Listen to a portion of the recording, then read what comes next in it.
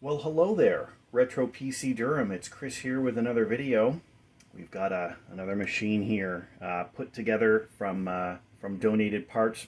I can actually tell you, coming into the month of July here, things have definitely started to slow down when it comes to donations. I actually haven't had any donations almost at all throughout the latter half of the month of June here in 2020, and I guess it really shows just how things are going. Fewer and fewer people are able to, I guess, donate their old computers. They're holding on to them, or they're trying to sell them to make some money. It's a lot of people having trouble with employment, myself included. So it's definitely a challenge out there. But we're continuing to try and put these systems together when we can. So we've got this one that I built up here. Very interesting case here. This model, Future Dreamers CP201. It says space on the plastic logo here. Power LED lights, power button and a reset button, and then it says digital multimedia power system. My goodness. A little flip up here. We've got some audio ports and USB ports that go through. Interesting. We'll show you what's going on with these audio ports. It's kind of interesting.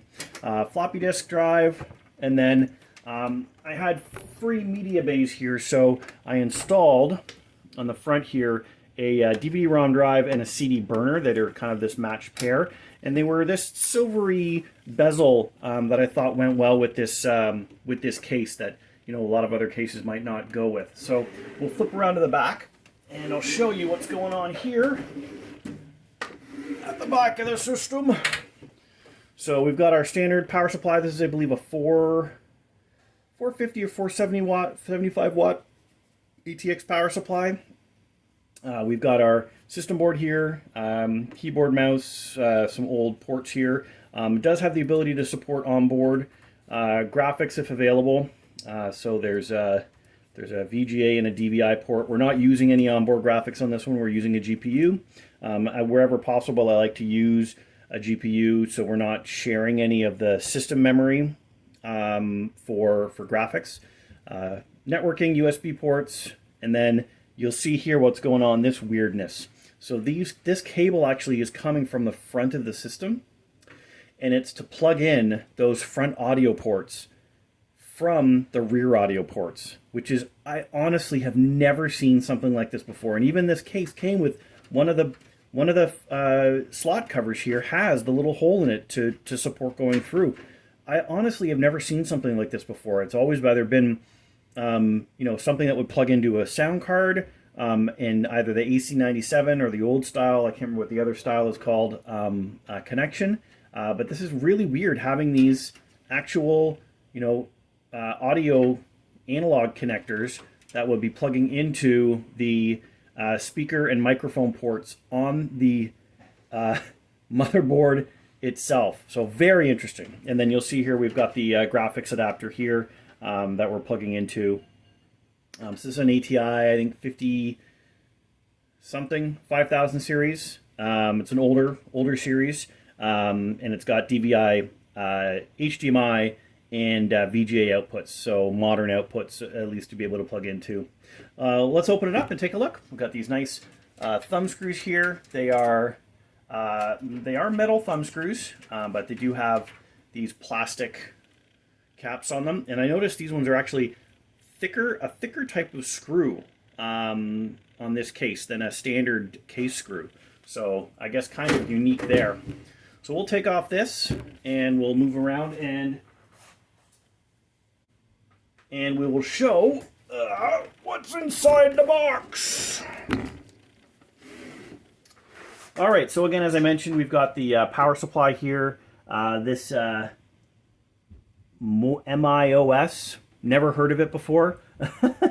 480 watt ATX, 475 watt peak power ATX power supply. So again, nothing special, just capable enough.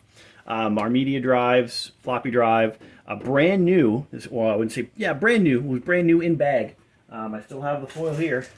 Something that a gentleman had donated with a bunch of hard drives, a brand new 160 gig Seagate hard drive. So it never actually been powered on before. I think we're under 80 hours of actual usage over the course of getting the system put together and burned in and set up. So kind of interesting there. This new old stock kind of piece is going on here. So again, the system board, this is an Intel system board. You'll know exactly what I'm talking about when the uniqueness of the Intel boards when you hear the system beeps when it boots up.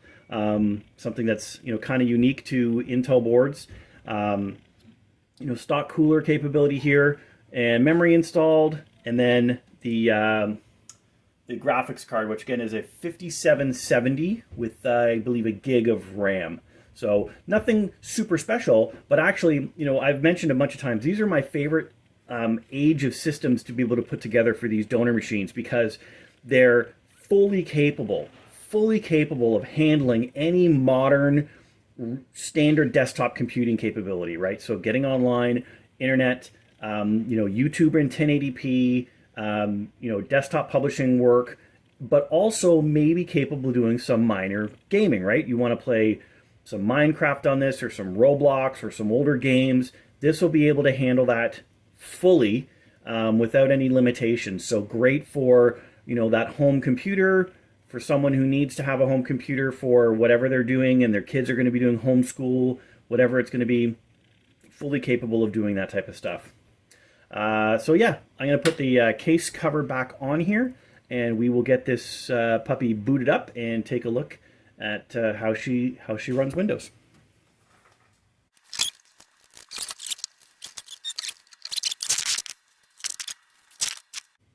Okay, so let's get ready to power on, and we will see you'll hear the telltale sound of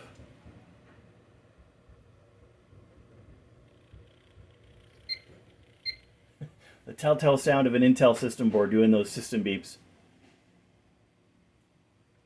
And now we will have Windows boot up and get up and running here.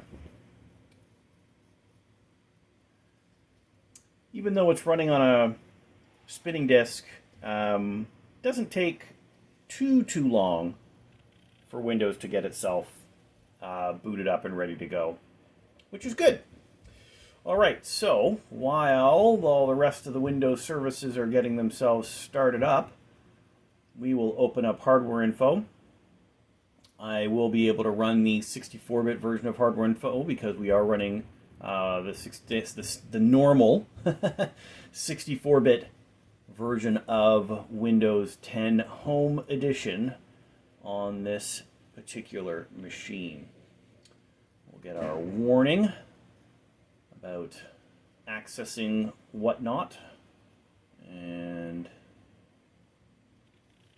hardware info will do its thing, looking up sensors, etc.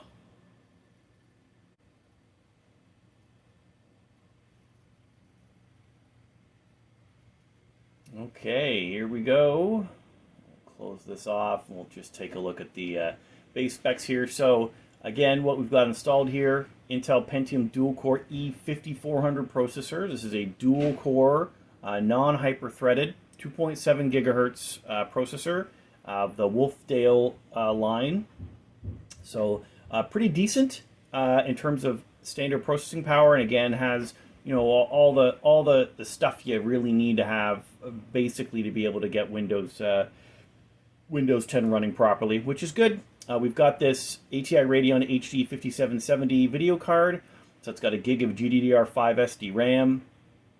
Not quite, lined up in terms of age with this processor, but certainly from a performance standpoint, they match up relatively well. And then we've got a total of 4 gig worth of DDR2 SD RAM, and that's spread across, I believe it's two memory sticks here. We've got two gig sticks that are doing the job there.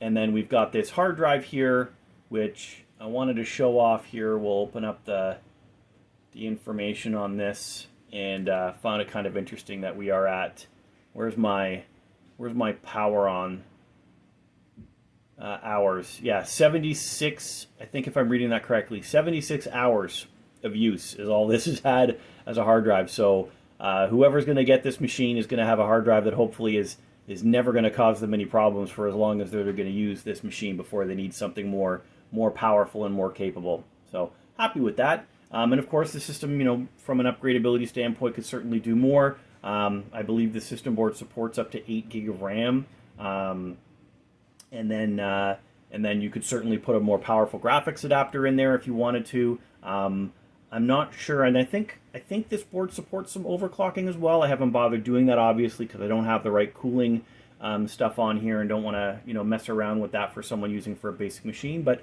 you know, there's something that could possibly be used to improve the performance and capability of this machine going forward. Not saying that it needs to be. Again, I put these machines together for someone to use for basic computing stuff, not to try and transform into a gaming PC. Let's take a look and see how things are going with graphics capability or internet capability, and we do the old YouTube test. So again, I don't have the audio plugged into this system. I don't have speakers plugged into this system, but it wouldn't matter because we are just doing the crab rave, which, as I understand, is not actually no one will ever. They don't do any, you know, copyright claims or anything when you play that. So I know I certainly on my other videos where I do it don't have that issue. So we've got this set to 1080p. We will go full screen, and you know, the system does chug a little bit here at the beginning. You can kind of see the birds are a little bit choppy. And if we skip ahead to the dance scene, which I think is about here on the video, it's pretty good. I don't think I'm noticing too much trouble in terms of lag. If we step this back to 720p, let's take a look at 720p. I think is really safe in terms of performance. I'm not seeing any chugging or skipping or anything. So while 1080p is capable, you know, you can always fall back on the 720p and still have a, you know, a comfortable viewing experience. And again, if all you're looking for is a system to be able to do some web learning, you don't need to have 4K or 2K graphics capability to be able to make this work. So that seems like it does okay. All right, so let me stop that off here. And the last thing I just wanted to show off was actually the front panel here, was to show off the lights on this system. So let me unclip and just want to show that off here. So this is the front where the space logo is. There's two LEDs down in the bottom here. And then you've got your power LED in green and your hard disk drive notification blinking there in red whenever there's something going on. So kind of cool, kind of interesting for this digital multimedia power system case, and everything that it's going to be capable of someone being able to do in the future.